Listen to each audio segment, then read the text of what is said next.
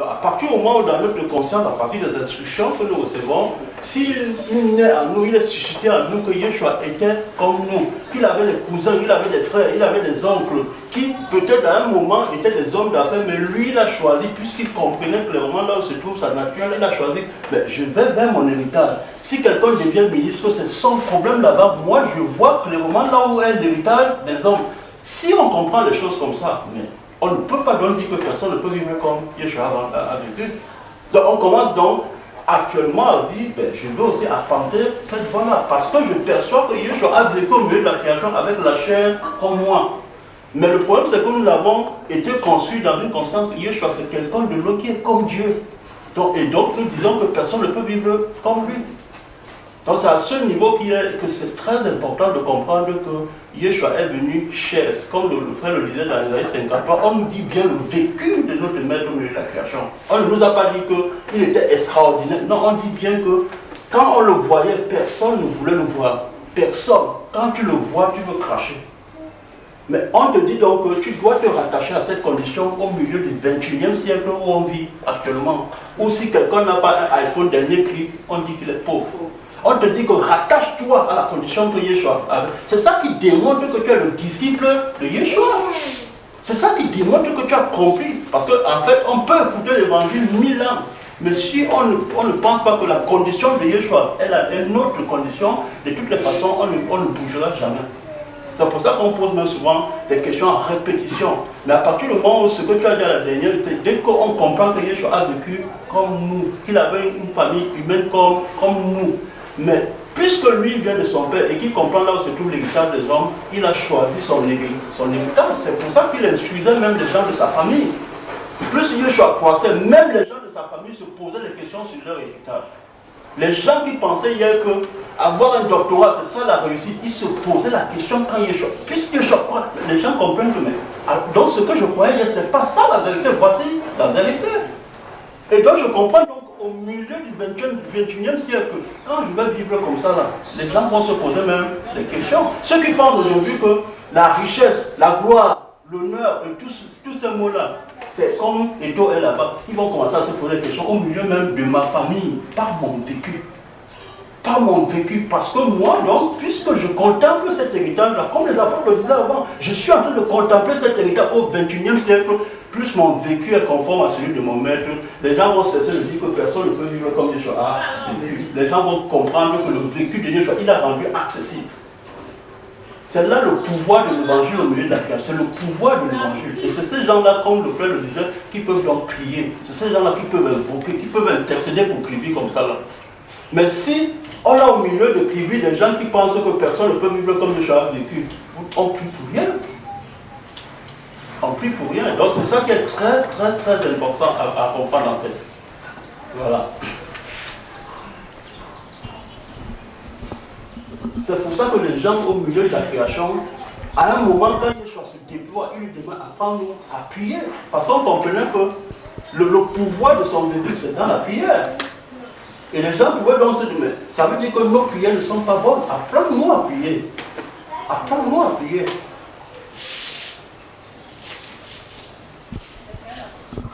Et le frère, lorsqu'il parlait, vous voyez, moi je jouais au damier avant. Alors, comme je joue au damier, vous savez, quand je parlais dormir, je voyais les carreaux au niveau. Quand je dormais, je voyais les carreaux, comment je peux faire le carreau demain. Donc, ça veut dire que si je commence à rester, je mets tout mon atout devant Yeshua, en réalité, je peux penser, je peux faire la bouche. Vous voyez, là, il va me parler. Alors maintenant, vous voyez, parce que il y avait une autre énergie, non? Le damier, c'est une autre énergie qui inspire. Alors, je vous dis la vérité, je pensais comment je veux faire un carreau. Alors, et je réussissais.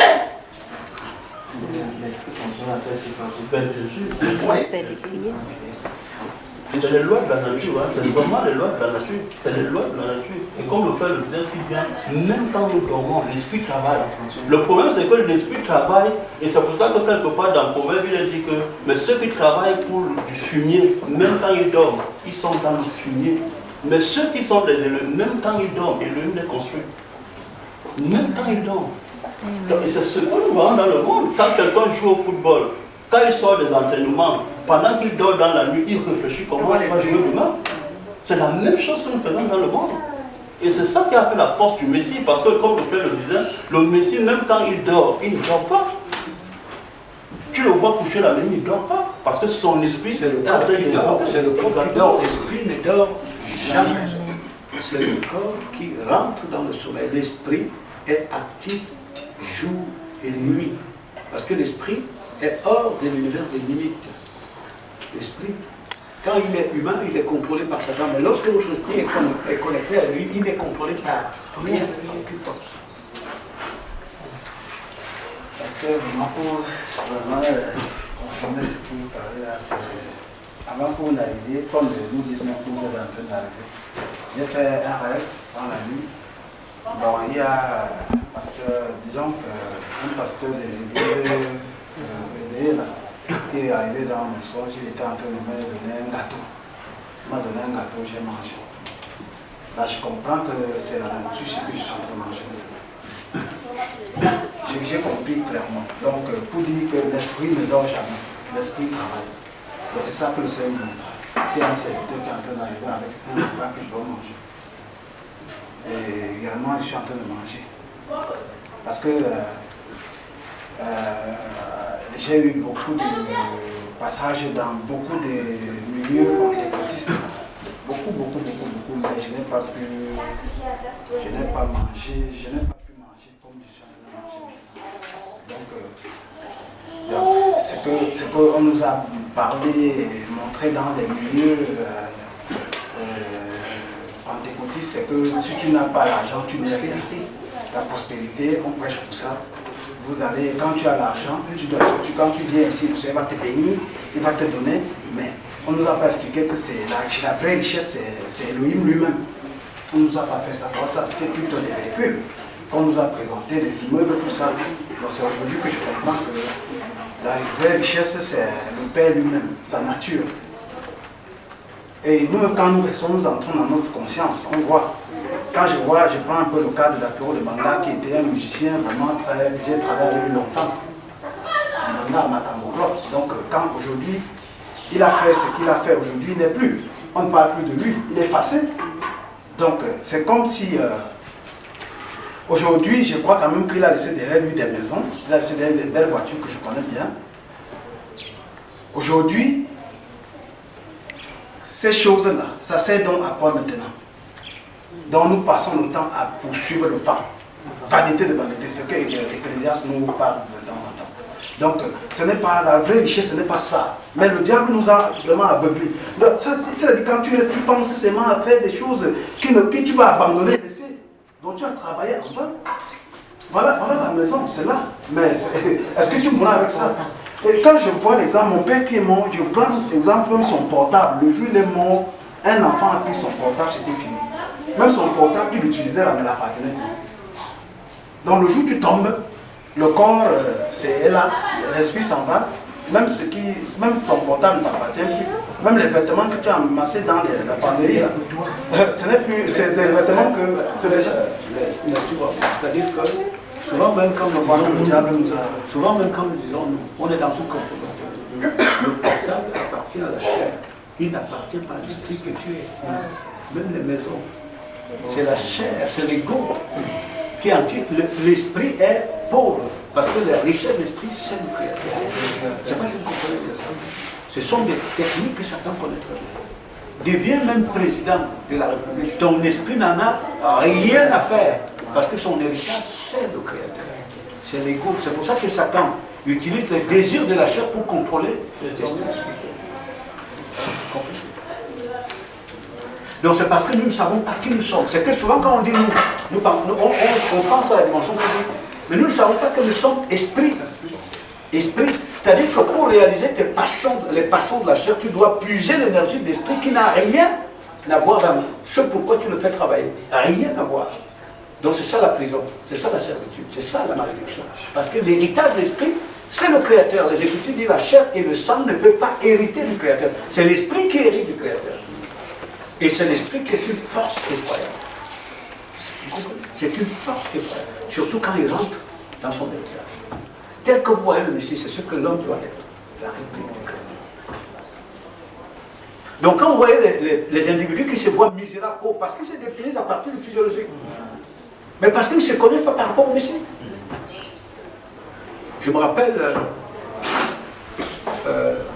il y a quelques années en arrière, j'avais connu un haut fonctionnaire de la police camerounaise. Un jour, il vient chez moi avec ses galons pleins sur les épaules. Il est arrivé chez moi ce jour-là, je n'avais rien à manger. Il ne le savait pas. Rien à manger. Et ce monsieur, curieusement, était dans la Rose-Croix, mais se faisant passer pour un enfant de Dieu. Et quand il arrive chez moi, il commence à me faire l'éloge de ce qu'il appelait ce que Dieu a accompli au travers de moi. Ce que Dieu a accompli au travers de moi. Comment lorsqu'il a été le chef-service provincial, quelque part dans une ville, l'évêque l'avait appelé pour lui demander d'aller prêcher dans sa famille. Quand il parle, je suis calme. Je l'écoute pendant bien longtemps. Quand il termine, je lui dis ceci. Vous savez, les gens qui vous invitent à prêcher, ce n'est pas parce qu'ils voient le Créateur en vous, mais ils voient les tissus que vous avez là. Ils ne voient pas que vous êtes misérable. Je vous dis, le type là est parti plus jamais.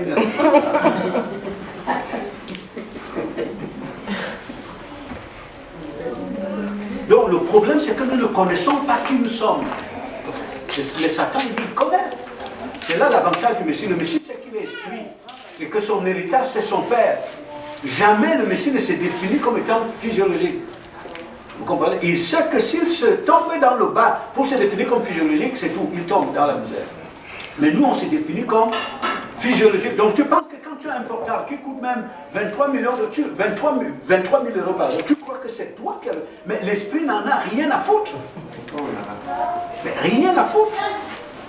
Tu construis un immeuble, tu l'as construit, investi des millions de... Mais l'esprit n'a rien. Son héritage, c'est le Créateur. Il veut rentrer dans ses potentialités, dans son identité, dans la force qu'il est. Et ça, Satan le sait.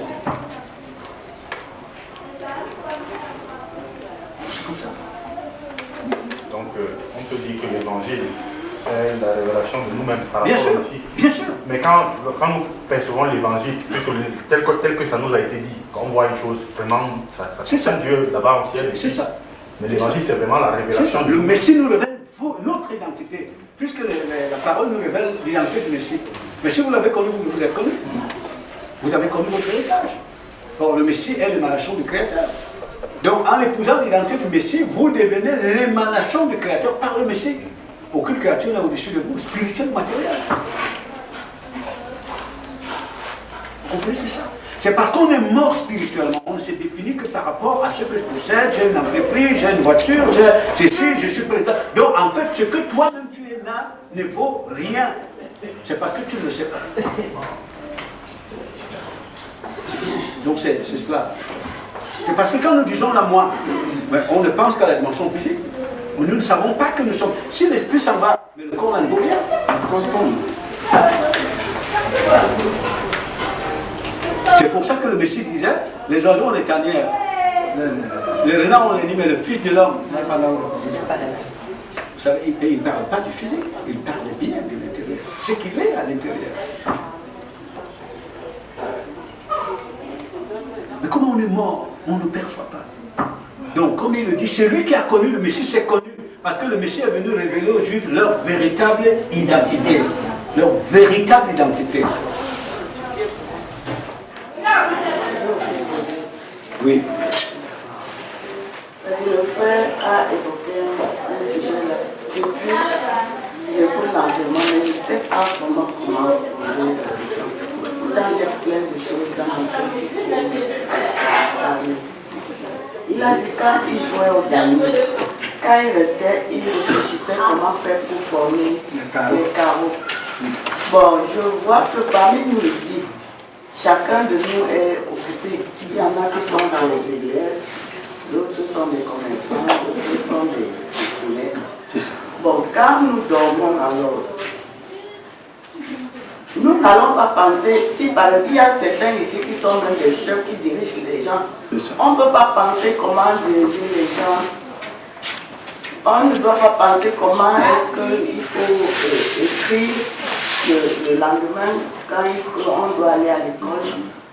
s'il y a des cultivatrices, elles ne vont pas penser comment faire pour faire des sillons, tout ça. Ça dit, et moi particulièrement, je fais une activité. Et je comprends déjà qui je suis dans mon état misérable. Et puis j'ai vraiment trop envie de penser au royaume, d'être conforme à mon maître. Mais quand je dors, c'est toujours comment faire pour faire mes activités, comment faire pour diriger les gens, c'est ça qui vient dans ma pensée. Parfois je bagarre même avec ma pensée. Je dis, Seigneur, regarde à quoi je pense. Ça va me servir à quoi? Et parfois je dis même au Seigneur que si ces affaires doivent être un obstacle pour moi, balaye ça. Parce que j'en ai marre. Je ne suis même pas contente de faire ça. Et je ne sais pas vraiment comment me prendre. Ah ben c'est ça, maman. C'est ça. En fait, là, ce que vous soulevez, c'est clair. Hein, ce que vous soulevez est clair. Il faut comprendre que la source d'énergie qui est derrière vous amène à autre chose que le royaume. C'est-à-dire la source d'énergie qui est derrière. Derrière ces pensées, c'est une autre source d'énergie. Voilà. Donc c'est là le véritable problème. Maintenant, il faut bien comprendre que lorsque le Messie se sacrifie, ce n'est pas pour la chair et le sang. Le Messie se sacrifie sa souffrance pour que l'esprit retourne au Créateur. Notre esprit retourne au Créateur, révèle les vertus du Créateur. Et vous comprenez qu'au fur et à mesure que votre esprit prend conscience de son identité dans le Messie, il n'est obsédé que de ça. Aller de gloire en gloire dans le Messie. C'est-à-dire qu'il sort, parce qu'en fait, ce qui se passe, les pensées dont vous parlez là, c'est-à-dire notre organisation dans le monde, il est pour l'avantage de la chair, de l'ego. Donc, puisque l'esprit est contrôlé, il est soumis à la chair, sous le contrôle de Satan, donc cette énergie est utilisée pour le bien de la chair, pour l'avantage. Donc l'esprit est en prison, mais l'esprit doit être libéré. C'est la chair qui doit être soumise à l'esprit, qui doit participer à l'élévation de l'esprit, non pas l'esprit à l'élévation de la chair. Voyez très bien, c'est cela. Donc, ce sont des choses qui sont telles que plus je grandis dans la compréhension de qui je suis dans le Messie. En fait, cette relation fait en sorte que ce n'est même plus moi qui vis, mais c'est le Messie qui vit en moi. Donc, en d'autres termes, c'est vraiment l'intelligence d'en haut qui me conduit. Et donc, je prends conscience, réellement. On ne peut pas régler cette situation par un baguette de coups magiques. Il faut que vous croissiez dans la connaissance de votre identité, donc dans la relation avec le Messie. Vous voyez, c'est ça. Donc ça montre clairement, ce que la maman explique, ça montre clairement qu'on est des esprits, des énergies. Donc quand il est connecté à l'impie, c'est lui qui l'occupe. C'est par lui qu'on pense, c'est par lui qu'on se soucie, c'est par lui qu'on se désire. Généralement quand vous entendez quelqu'un dire « je n'ai pas le temps », c'est qu'en réalité j'ai des affaires que je trouve plus importantes que le royaume. Donc je n'ai pas le temps. Non, je n'ai pas le temps.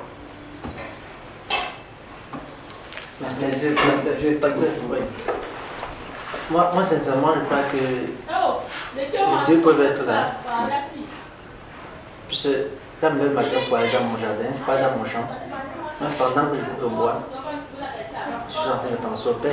Je suis dans la prière, peut-être que j'en ai fini. Cela ne doit pas être. C'est-à-dire de faire le peu mon champ, de nettoyer mon jardin, ne doit pas absorber la partie spirituelle et donc de me connecter au Père. Je ne sais pas si quelqu'un peut être connecté 24 sur 24, c'est-à-dire refuser de couper le bois dans son champ comme moi, et puis être tout simplement le Père, le matin, le Père, toute la journée, le Père. Je ne sais pas s'il faut m'accompagner. Je pense que je te comprends. En fait, c'est pas pareil. La nuance, moi, par exemple, je suis ingénieur. En même temps, j'ai des activités comme avant. Je me suis rendu compte quand je suis arrivé ici. Le fait de me connecter au Père ne m'a pas empêché de faire, d'être aussi intéressé par les affaires. Au contraire, je me vois même très souvent en épreuve. Parce que les cours que j'ai eu, ça ne m'a pas affecté comme ça devait normalement m'affecter. Je vais pas attendre à ce que ça me brise, ça me casse. Je me suis rendu compte que ça passera comme lui. J'observe quelque chose à la télévision. Pourtant, financièrement, c'est un qui me brisait. Moi, sincèrement, je crois que je peux bien dire mes dieux. C'est-à-dire, ce n'est pas que mon esprit est absorbé par le matériel tel que vous avez défini, mais je poursuis la recherche de la face du Père, tout en n'ayant cela à côté, qui ne m'affecte pas, mais cela, je continue plus. C'est comme si ça me suivait. Ça n'a vraiment pas grande influence sur ma voix, ce que je suis en mesure. C'est ça. Oui. Mais en fait, je pense que pour mieux cerner ce dont tu parles, hein, qui est tout à fait. Quand on parle d'aller se connecter à lui, ça ne veut pas dire rester couché. Absolument pas. C'est pas ce que l'on veut dire. Mais ça veut dire ceci, ça veut dire que un esprit réveillé, donc l'orientation se définit par rapport à son désir, son obsession, son objectif de s'élever vers son identité qui s'inspire du Messie. Tu comprends? Ça s'est clarifié dans son esprit. Donc un tel esprit, ce qui motive son action physique, participe à son élévation. Je ne sais pas si tu comprends bien. C'est-à-dire que la motivation de cet individu, ce n'est plus de se servir du temps pour gagner les éléments du monde, mais pour son élévation vers son identité. Oui, parce qu'un esprit, quand on est un esprit, on est actif. On est actif, mais simplement l'activité est orientée. Tu comprends, hein? L'activité est orientée, donc elle participe à ton élévation, spirituellement. Et c'est comme ça. Donc, contrairement, parce qu'il y a une complexité dans la manière dont on fonctionne, c'est qu'un esprit, un individu, qui est un esprit, mais totalement déconnecté du Créateur. Donc, l'esprit est soumis à la chair, totalement soumis aux passions de la chair. Donc, cet individu, son action, l'action qu'il accomplit, bien sûr, il puise sur l'énergie de l'esprit, mais a pour finalité l'intérêt personnel, l'intérêt de la chair. Son action, c'est l'intérêt de la chair. Bon, alors qu'un individu dont l'esprit retourne vers le Créateur, donc on dit ici, la structure du corps est rétablie, dont l'esprit retourne vers le Créateur, donc c'est l'esprit qui dirige, qui canalise même tes motivations au quotidien. Donc l'activité que tu accomplis t'élève spirituellement. Donc tu vas de gloire en gloire. Tu es transformé de gloire à l'image du Messie. Tu comprends? Donc c'est là où un tel individu, par exemple, tu le trouves en train de faire son jardin, non pas avec des motivations matérielles, mais cette activité qu'il accomplit, c'est une source d'inspiration. Il s'élève spirituellement. Mais la réalité ici, c'est que vous ne trouverez pas cet individu au même niveau 6 mois après. Il s'élève spirituellement. Donc ce qui montre que la hiérarchie est vraiment rétablie. Parce qu'il y a un objectif, il y a une statue que nous devons atteindre, celle du Messie. C'est le principe qui nous met à l'abri du jugement. Vous voyez très bien. Parce que le Messie Yeshua est le fondement à partir duquel toute créature doit être jugée. Si nous sommes hors de sa stature, nous allons être jugés. Mais épouser sa stature fait de vous des principes de jugement. C'est-à-dire des juges, si vous voulez. Vous participez au jugement de la création. Donc, toute activité doit participer à cette élévation. Doit participer à cela. Donc c'est l'orientation qui change. Tu vois clairement que cet individu suit un chemin à contre-courant du monde. Parce que l'orientation des hommes au quotidien, quand le jour c'est là, vous voyez les gens courir, l'aboutissement de la course, c'est le matériel. Je ne sais pas si on se fait comprendre. Et ça c'est très important. L'élément que tu soulignes, rappelle, c'est-à-dire que ça nous appelle à une sincérité propre à nous-mêmes. Parce qu'on va bien comprendre que, comme tu le dis, hein, exposer ça c'est aussi facile que ça avec les mots. Le problème c'est que si on s'écoute bien, c'est que au fond, si on ne se connaît pas, on ne pourra jamais c'est-à-dire accompagner ce que tu dis là comme ça avec les mots. C'est-à-dire qu'en fait, on va toujours comprendre que quelques temps après, on est vidé même des informations qu'on a écoutées hier. C'est-à-dire que vraiment, puisqu'on ne se connaît pas, moi je me dis souvent aux gens, c'est-à-dire que si tu comprends qu'actuellement je ne me connais pas, comment peux-tu donc avoir la conscience nécessaire pour mesurer deux choses? C'est ça le problème, on est dans une contradiction. Puisque en même temps, je dis que je ne me connais pas encore et que je veux me connaître à partir du Messie, mais en même temps, je dis que je peux gérer deux choses à la fois. Même le Messie n'a pas pu le faire au milieu de la création. C'est ça que tu comprends, Henri. C'est-à-dire que si je dis que je ne me connais pas encore par rapport au Messie, tel que les instructions nous le retracent, c'est-à-dire que je comprends que non, j'ai la révélation que je ne me connais pas encore. Comment je peux avoir l'énergie nécessaire pour faire ce que tu as dit qu'on peut faire là? Moi, je trouve qu'au moins... Oui, tu vois, Henri, il y a dans Romains 8, l'apôtre Paul le dit, il dit ceci, il n'y a plus maintenant aucune condamnation pour des esprits qui sont élevés à la stature spirituelle du Messie, qui deviennent des intelligents. Et il poursuit en disant, parce que la loi d'esprit de vie, c'est-à-dire la loi émanant d'Élohim, la loi qui vient du Créateur, en lui, m'a libéré de la loi du péché et de la mort.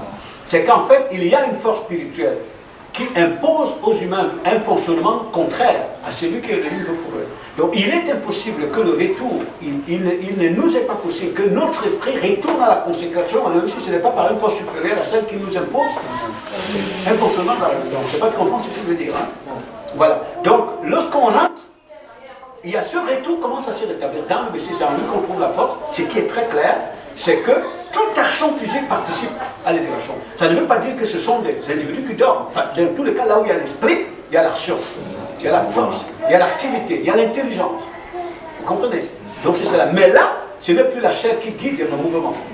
Ce n'est plus les intérêts de la chair qui me guident, mais c'est l'esprit qui me guide. Dans l'esprit, la chair entre dans la subordination à l'esprit. D'ailleurs, quand vous voyez le Messie avait une volonté humaine, mais elle était totalement domestiquée par la volonté de son Père. Totalement. Elle était inaudible, la volonté humaine. Donc c'est là même que se situe la puissance. C'est qu'en fait, tu n'as plus de volonté en dehors du Créateur. Donc tu deviens la projection du Créateur, donc la force. Vous voyez, c'est cela. Moi, je voulais poser une question. Oui. Le contrepoids par rapport à notre élévation. Parce que ce que j'entends, et ce que je dis moi-même aussi, je réalise qu'il y a des contrepoids. C'est ça. Des contrepoids réels. Il ne faut pas construire. C'est ça. Des contrepoids réels par rapport à ce sentier, à ce sentier-là. Maintenant, quant à ce que lui-même il le disait, si ton œil est pour toi, quand tu une occasion de chute, mais par la connaissance qu'il te donne de toi-même, arrache-le et jette-le loin de toi. Bref, je ne sais pas comment formuler la question, mais ça se comprend parfaitement, Serge. En fait, le problème ici, c'est que lorsque j'identifie clairement que tel, par exemple, je prends l'exemple de l'activité, telle manière de fonctionner constitue un contrepoids à mon désir d'étendre vers mon maître, le disciple doit vivre son expérience personnelle. Je me défais du contrepoids pour expérimenter la suite. Ce n'est pas quelqu'un qui me le demande, mais parce que j'ai un objectif, mais je me rends compte, par exemple, que je veux aller sur le toit, mais je suis accroché sur la table. Et Bélanger veut me soulever, il y a une force qui veut me soulever. Mais comme je suis accroché sur la table, je n'arrive pas à monter, qu'est-ce que je fais? Je lâche la table. C'est pas quelqu'un qui va me supplier de lâcher la table. Si je voulais revenir sur ce que Henri disait, parce que c'est quelque chose de très complexe et même délicat. Parce qu'en réalité, on peut se faire une idée de Dieu. C'est-à-dire, Satan peut nous amener à nous faire une idée de Dieu, alors que nous n'avons rien à voir avec le Créateur. Et je parle, je le dis par rapport à une expérience qui est propre en moi. Il est bien sûr vrai qu'il n'est pas impossible d'avoir des désir qui commencent à s'exprimer de la vérité étant peut-être dans un jardin. Mais seulement, cela aussi est fonction je dirais aussi quelque part de la vocation à laquelle le Père appelle chacun de nous de manière individuelle. Et je me souviens d'il y a cela quelques années. J'avais une petite activité ici à Crédit, où je faisais de ça. Il y en a qui savent bien, travaillent avec des camions. Et quand je commençais à écouter les enseignements, même quand j'étais dans les camions, c'est-à-dire mon esprit, c'est-à-dire ces enseignements ne quittaient pas mon esprit. Ne quittaient pas mon esprit. Mais seulement au fur et à mesure que j'écoutais des enseignements, je commençais à me rendre compte. C'est-à-dire qu'il fallait que je me dépasse de cela. C'est-à-dire les enseignements ne quittaient pas mon esprit, mon désir ne me quittait pas. C'est-à-dire même quand j'étais dans les activités. Mais je dis bien au fur et à mesure que le temps passait, j'ai commencé à comprendre clairement que s'il fallait que j'aille plus loin, c'est-à-dire j'aille besoin de beaucoup plus de calme. Après ça, je suis passé à une étape supérieure. Je suis entré même, il y a eu le concours de l'école normale ici. Même quand j'allais à l'école, c'est-à-dire celui qui commençait à m'attirer, il ne quittait pas mon esprit. Puisqu'à un moment donné même, je peux dire ce qu'on dit, je ne bûchais plus. Quand moi je plongeais même parfois les jeux dans les cahiers, c'est quand j'avais appris les devoirs. Parfois je faisais un choix en soirée. Je choisissais de lire les écritures, de lire les cahiers. Mais au fur et à mesure que j'avançais, je commençais à comprendre que même là, s'il fallait que j'aille plus loin, je dois me défaire de ça. C'est pourquoi vous allez voir ce que le frère a dit par rapport à ce que tu as posé comme leçon, c'est que ce sont des individus qui ne vont pas rester au même niveau. Au fur et à mesure que le temps va passer, et en fonction c'est-à-dire de la perception qu'ils ont de leur héritage. Ils réalisent clairement qu'ils sont obligés de se défaire, c'est-à-dire de certaines choses pour tendre vers l'excellence. J'ai fait un songe pour le confirmer il y a de cela plusieurs mois. Et je l'avais appelé, on avait d'aller partager. Et en ce songe, j'étais en train de me rendre quelque part où je devais passer dans une montagne. Et j'avais quelqu'un derrière la moto, j'avais mon moto avec moi. Et quand je suis arrivé